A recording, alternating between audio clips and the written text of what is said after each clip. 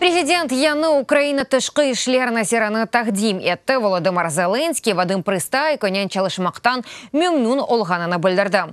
Бұның иле президенттің айтқанына көре бүгінде Украин дипломатиясы юксек севеді. Ама бұл севие да юксек олажағына да умет еті.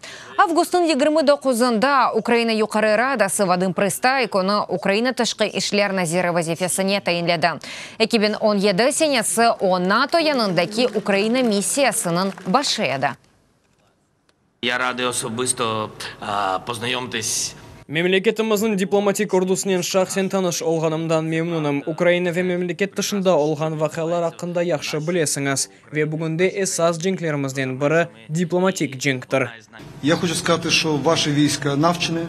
Мен айтмақ істейім ки сіздің дипломатик ордыңыз огретілген, интизам, бұйық тәжірибелі ве бұл тәжірибесіні афтада 7 күнде 24 саат девамында оны құланмаға азыр. Бізге ишана білесіңіз.